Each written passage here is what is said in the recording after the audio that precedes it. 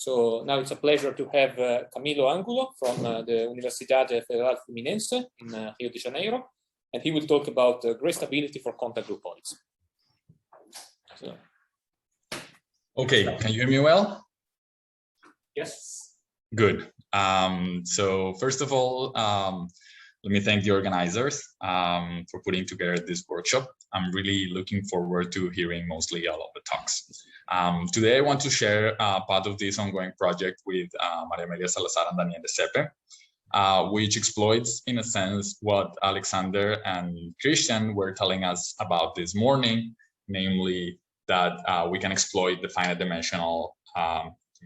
dimensionality of a Lie groupoid to study the infinite dimensional counterpart associated to it. So our object of interest is going to be the Poisson Lie algebra. So the Lie algebra defining a Poisson manifold, or more specifically, I'm going to be interested in the geometry on the host manifold. And we want to regard this Lie algebra as related to the Lie algebra of sections of a Lie algebroid. So that is, as you know, a vector bundle together with a vector bundle map to the tangent bundle and a Lie algebra structure on the space of sections that satisfies this rule. And of these, I only need you to remember that the image of this map, the anchor map, defines an involutive singular distribution and hence a singular foliation. Now, we are to regard the Poisson Lie algebra as embedded in two different types of Lie algebroids. On the one hand, we are going to look at it as an extension of the exact forms of the inside the sections of a tangent bundle, or in the second case, as so-called holonomic sections of the first jet bundle. And the equations defining these embeddings as homomorphisms actually define the full Lie bracket on the corresponding spaces of sections. And furthermore, even better, they make the canonical symplectic structure on the cotangent bundle and the Cartan contact form on the jet bundle into so-called IM forms. That is simply differential forms that are somehow compatible with the algebroid structure. Now, we are going to use Lie algebroids because of the finite dimensionality that they have and because of their Lie theory, which is rather understood. I will rush through the following slides because Christian already did all the work for me. So remember that a groupoid is a small category where all the arrows are invertible. So you have objects, arrows, you have a source and a target map, you have a partially defined multiplication that is associative. For each point you have a unit, and for each arrow you have an inverse. And then you have this bad definition, which says that a groupoid is called Lie if essentially this diagram happens inside the category of smooth manifolds and smooth maps. But of course, as Christian explained it to you, we are really going to need the source and target map to be submersions, not only so that the space of composable arrows is a manifold, but also because we want to build Lie algebroids.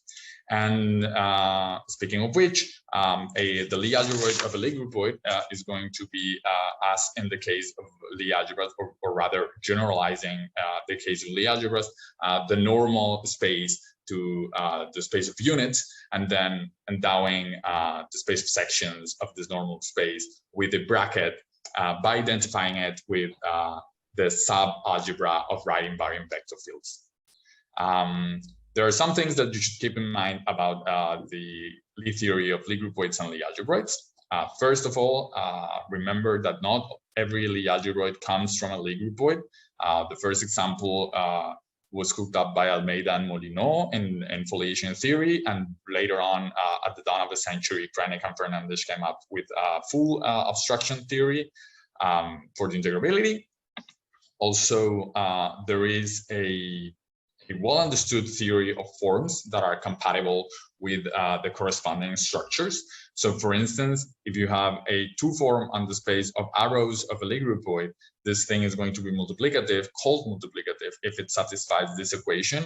And then there is a way of differentiating it to get an IM 2-form on the Lie algebroid. And in fact, if the 2-form is symplectic, then one can use the symplectic form to identify the Lie algebroid of your Lie groupoid, of your symplectic Lie groupoid, with the Catanian bundle on its units. And in fact, in this case, the multiplicative 2-form is going to be the canonical one. And this is why symplectic groupoids are usually taken to be the global counterparts to Poisson manifolds. And finally, for the sake of the workshop and, well, again, just repeating what Alexander and Christian told us this morning, there is an infinite dimensional group associated to a Lie groupoid. This is the group of bisections. And this not only serves as the global part, but in fact, under the appropriate hypothesis, can be formally proved to be the Lie group integrating the Lie algebra of sections of the Lie algebroid. And to this point, if one's got a multiplicative Lie groupoid, a symplectic Lie groupoid, so a multiplicative form, one can take the subgroup of Lagrangian bisections. This is going to be closed, and this is going to be a Lie group. And its space, its Lie algebra is going to be the space of closed 1-forms. And then with that, you can make sense of all of the other Lie algebras involved. Now, among Lie algebras, there are those that can be integrated by compact groups, and those are our favorite. We know so much about them because we can do so much on them. However, this comment only makes sense for finite dimensional Lie algebras, because on the one hand, not every infinite dimensional Lie algebra is integrable, and on the other, there are no compact infinite dimensional Lie groups. So what one can do, though, is that in this case of the Lie algebra of sections of a Lie algebroid, one can go around the issue by asking that if the algebroid is integrable, then the groupoid that one asks that the groupoid has some compactness properties. By that, I mean one of these 3 properties, that this target source map is proper, or that the source map itself is proper, or that the group is compact itself, the groupoid is compact itself, and collectively these properties are going to be called compact types. And I presume this was the idea behind the series of papers of Kreinig, Fernandez, and Martinez Torres, where they developed the so-called Poisson manifolds of compact types, that is, Poisson manifolds whose associated Lie algebroid structure on the cotangent, on its cotangent space, on its cotangent bundle, it's integrable by a symplectic groupoid that is of one of these compact types. And this turns out to be immensely useful, probably because of the properties that the proper groupoids share. First of all, they are topologically very well behaved. The leaves of the algebroid foliation, which up to connectedness coincide with the orbits of a group, are close and embedded orbits, as opposed to more general simply enmeshed orbits. The space of leaves itself is an orbifold instead of a more general differentiable stack. The isotropy groups are all compact, and they are even real analytic. They are also all linearizable, and this has been studied for quite a while. And finally, from a more algebraic point of view, they have a trivial cohomology that extends the cohomology of the groups. Well, very much in the spirit of the Poisson manifolds of compact types, we want to take advantage of the embedding in the first step bundle that we've been neglecting so far. So we are going to consider contact groupoids of compact type.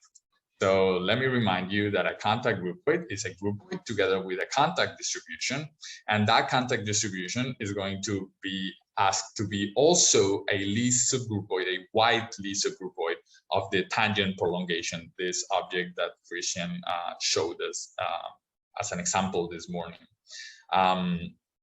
Now, in analogy with the case of a multiplicative symplectic form, one can use the contact structure to prove that the Lie algebroid of any contact groupoid is isomorphic to the first jet bundle. And in fact, once one makes sense of what is the geometric data associated to the A contact form, well, this will correspond to the kind of Lie algebroid structures of the beginning of a talk. And in fact, if you're in one of these, if you have one of these structures, the special Lie algebroid structures on the first jet bundle, you do have a bracket on the underlying real line bundle that is uniquely defined by this equation. And these structures are referred to in the literature usually as Jacobi manifolds. Those are Lie brackets on the spaces of sections of line bundles, of real line bundles that are local, and they are to time-dependent mechanics what Poisson manifolds are to time-independent mechanics. I will fully avoid getting into the details because I won't be needing Jacobi manifolds in full generality. I just wanted you to keep in mind that first, this is the structure that is canonically induced on the base manifold of a contact groupoid. And second, that Poisson manifolds are examples of these when you take L to be the trivial line bundle, and then, well, locality follows from the Leibniz rule. Now, if you're still wondering why bother with contact groupoids, the short answer is because they will provide more integrations. So suppose that you start out with a compact semi-simple Lie algebra, then by picking an ad invariant inner product, one can realize the cos sphere as a Poisson submanifold of the dual of a Lie algebra endowed with its linear bracket. And well, it turns out that there is almost never a symplectic groupoid integrating this, except when the Lie algebra is SU2, in which the case, in which case the cosphere is a symplectic true sphere. Well, they are never integrable by symplectic groupoids, but they are always integrable by contact groupoids, and in fact by compact contact groupoids. And also, they appear as the quantizing objects associated to symplectic groupoids in the work of Weinstein and Xu, and the work of Kreinig and Zhu. So we'll get back to this by the end of the talk. Now, to start exploiting the compactness properties, let me show you that contact groupoids always come endowed with a representation that is an assignment of a linear map to any given arrow that respects all of the groupoid structure in the obvious way. And the way this comes about is because if you consider this natural short exact sequence associated to the contact distribution, and you consider the inclusion of it into the into the one associated to the tangent to the full tangent groupoid, this inclusion is obviously a map of exact sequences, and therefore there is a long exact sequence that ultimately tells you that at a given point these two spaces are isomorphic.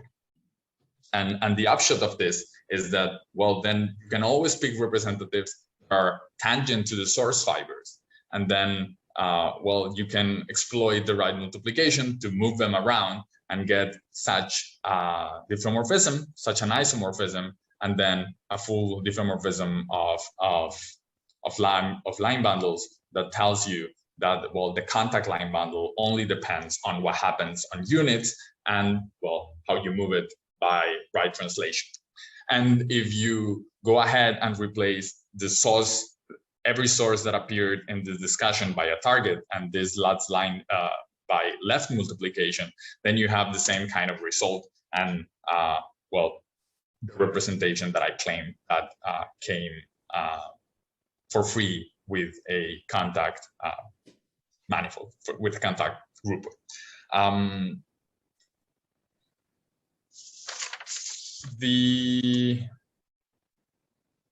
In the case that the L is trivializable, that is the same as saying in the case when H is a coorientable contact structure, then the representation is going to be simply multiplying by a non-zero number. So one can write it like this, and then the relation of the compatibility with the multiplication becomes the fact that, well, the sign map ought to be a groupoid homomorphism, and also these are mapped here.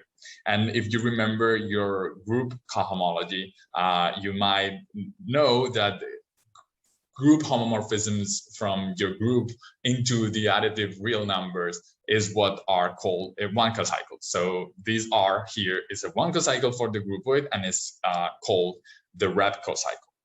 And with this representation at hand, one can write the multiplicativity of the contact distribution in terms of a contact form instead of on the contact distribution. And the multiplicativity, you see, resembles the formula that we had before for the multiplicative two form, except that the representation is prominently appearing here. And in fact, one can make sense of this equation in general. So not only for coorientable contact structures, if one takes the natural projection to be a form with coefficients. And for those of you that have already encountered contact groupoids, you might be curious about this slight difference that appears here. So let me address that. The thing is that eventually we will only care about coorientable stuff. So if you start out with a non-coorientable thing, well, you see, because of the relation that we found, the restriction of the contact line bundle to the units cannot be trivializable either. And therefore, there is a double cover on which this line bundle be loops. Now, since this double cover is a local diffeomorphism, you can pull back the groupoid structure, and you can also pull back the contact structure. And you get a new contact groupoid on the double cover of your base manifold that actually, because of the same relation here, is going to be coorientable, and furthermore is going to be a fourfold cover of your groupoid, your original groupoid, where the Z2 times Z2 action is going to come about by the action of Z2 restricted to each of these coordinates.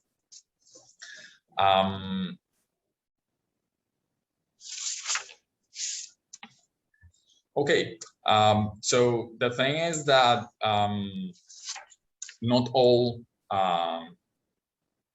so in this construction, the integrability is preserved. You need to make sense of that, but the integrability is preserved. The compactness type is preserved if you have one, but the connectedness gets destroyed. And this is an example of such a situation. If you start out with the projectivization of the cotangent bundle of any manifold, that thing is always a contact manifold, a non-coorientable one, and at that. And if you use the trivialization of the cotangent bundle, then of a Lie group, then you can, well, endow this object with the structure of an action groupoid of those that Christian talked about. And when you consider the fourfold cover, you're gonna get such a thing. So you see the fourfold cover is not necessarily connected, nor are its source fibers. So that's why the sign needs to, well, be taken into account. Now let's get quickly back to the consequences of being proper. So now that we have this rep cocycle appearing, I can exploit the fact that the cohomology is trivial, and I can first get a better rescaling of any given contact form, namely one that in the multiplicativity equation is multiplicative just only up to a sign, say multiplicative as before, just only up to a sign. Also, because the contact distribution is invariant under this Z2 times Z2 action, well, this in general will translate into the fact that you can pull back your form and you get something that is, well, a positive, well, a non-zero multiple of your original contact form. Well, in this case, it's better. It's not only non-zero, it's locally constant. And finally, doing a bit more of work, you can prove that up to a double cover, the space of objects is always Poisson, and that's why I didn't bother to get into Jacobi manifolds. Now, I'm getting to a punchline now. This is these are the perfect conditions to adapt the argument of Moser and Gray to the multiplicative world. So if you have a compact groupoid and a path of smooth multiplicative contact forms, then there exists a path of automorphisms relating them.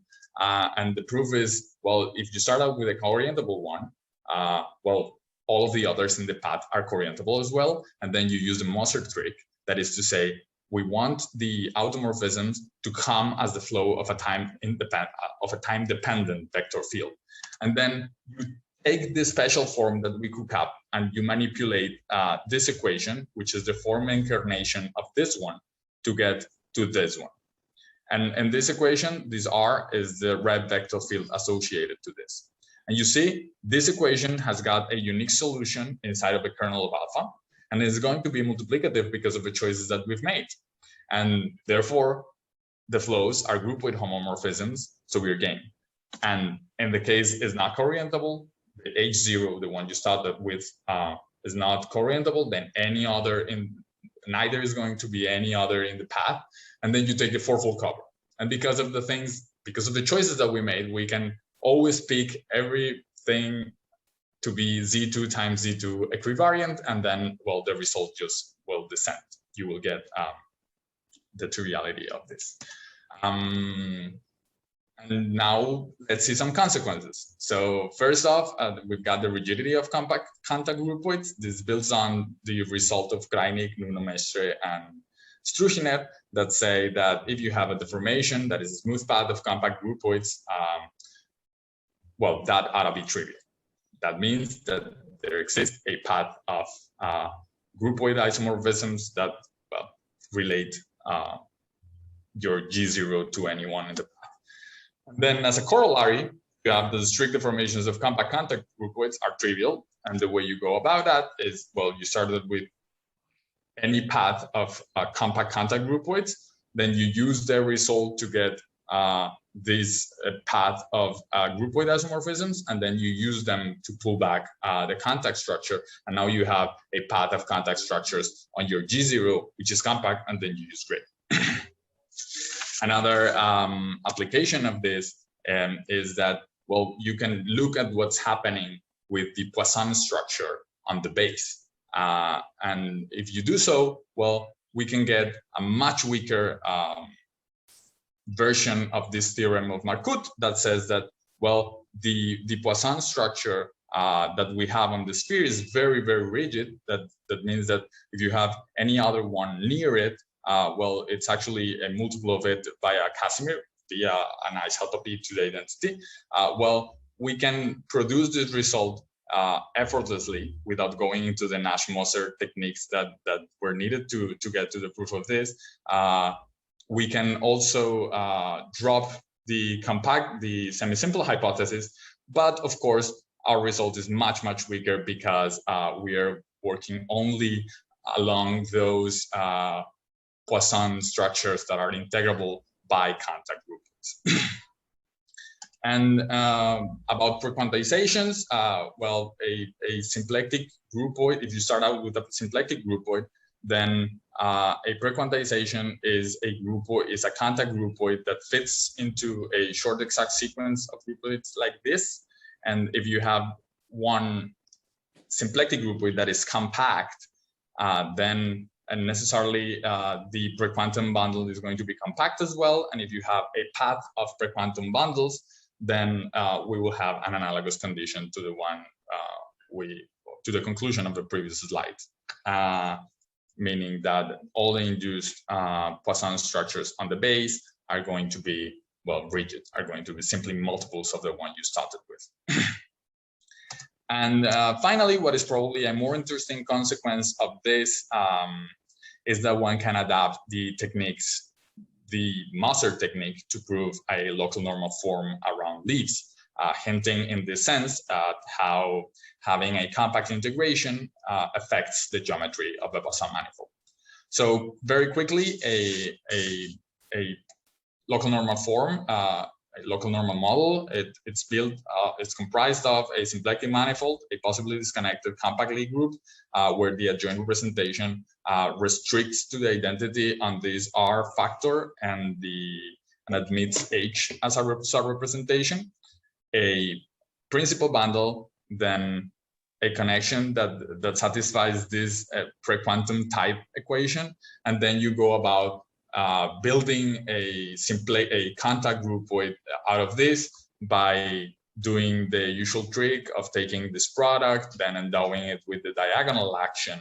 Then this diagonal action is going to be contact Hamiltonian with this moment map here, and this moment map never hits 0, so one can actually descend to the projectivization of the Lie algebra, and then endow this quotient with a Jacobi structure, whose integrating contact groupoid can be built like so, with this standard sort of product in the contact category and this reduction.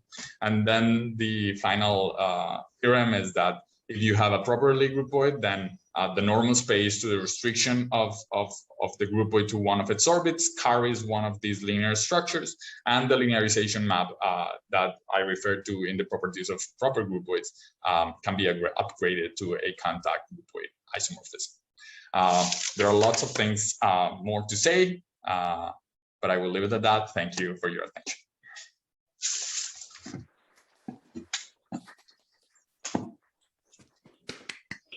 So thank you for the very nice talk. If there are questions in the audience or online.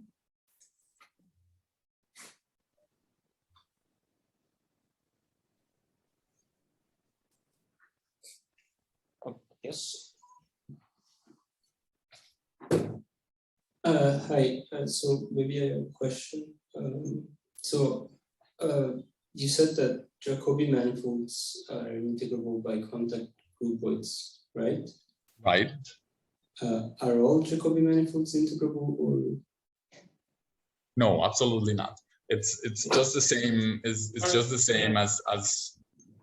Sorry, repeat now with. Okay. So no, absolutely not. There is I mean, if you think of Jacobi manifolds really as being certainly algebroid structures on the first jet bundle, then, well, the obstructions to integrability of a Lie algebroid apply in general. So in general, not.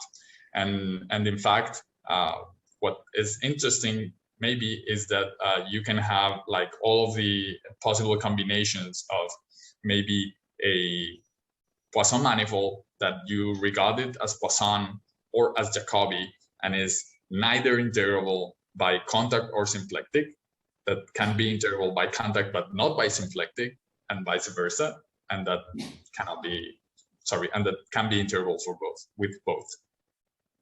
Was that clear? Yes. Sorry. Yes, thank you. Do you maybe have a reference for this? Or? Yeah. Yeah. For the integrability of Jacobi manifolds that are co-orientable, the paper that you should look at is the one of Mariusz Krajnik and Chen-Chang Zhu. They explain with all details how to make sense of the integrability obstructions in the particular case of a Jacobi manifold. And for the general case, there is a paper by Maria Amelia Salazar and Mariusz Krajnik. More recent, it's called something with Spencer operators, because those are like the multiplicative forms when the line bundle when it takes coefficients. Yeah, those are the two references. And well, if you want to learn more about Jacobi stuff in general, there are also papers by Marco Zambon about reduction of these objects, and also a bunch of works by the school of Luca Vitaliano, studying them from like a slightly different perspective.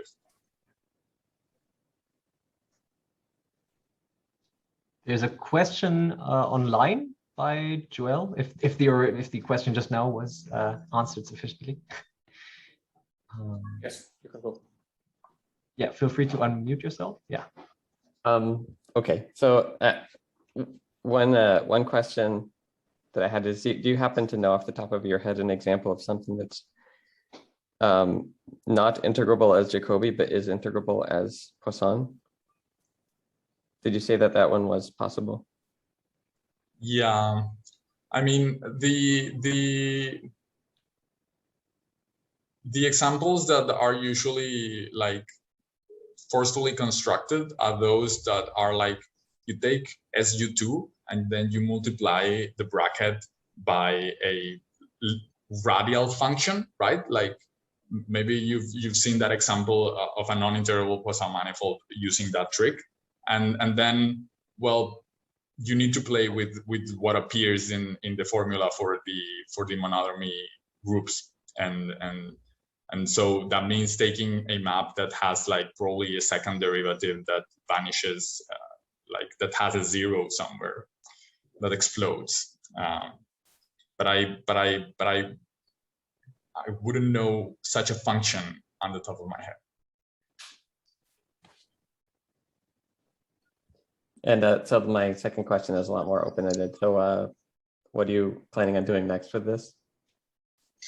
Well, I have to, I mean, there's one idea that is like powering through, is working more, because, well, there are a bunch of things that of those that were studied in the Poisson manifolds of compact type series that, well, can be adapted here and in a fairly interesting way.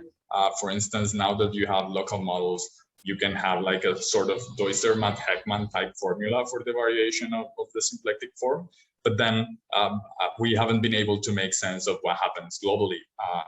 But we do know that globally there is a projective structure on the space of leaves, an integral projective structure on the space of leaves. So, I mean, we expect that there is some interesting relationship there. On the other hand, there is something that, I mean, that is what interested me most of coming and presenting this in this workshop, namely that it seems as though the only thing that you're doing, or maybe one thing that you're doing in this example of the sphere, is that you're adding space in the isotropy.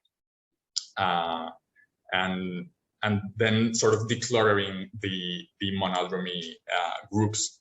So that's why you get an integration that you hadn't before. So I've been wondering if maybe one can embed the Lie algebra functions in other Lie algebroids. And of course, these Lie algebroids should come with some additional geometric data, because we need to well, account for the symplectic form on the leaves, but maybe like asking if one of those has compactness properties, then we can recover sort of like the main stream of these results, which are like linearization, a certain type of variation on the leaves of the symplectic form along the leaves, and well, these fairly beautiful, interesting Cartan type geometric structures on the spaces of orbits, and you know, like that kind of stuff.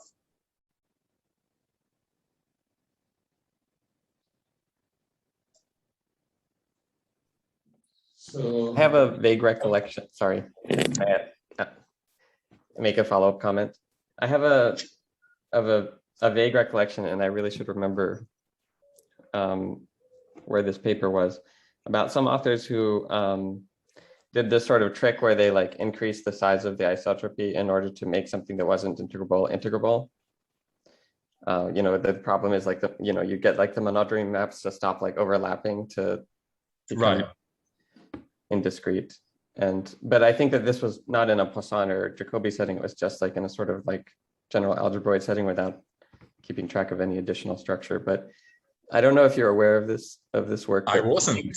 I wasn't. I would love to. I really wish I remember the authors. So if anybody in the audience is the author or remembers something, please.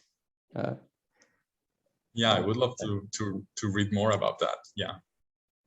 Thank you. I mean, now I know that exists.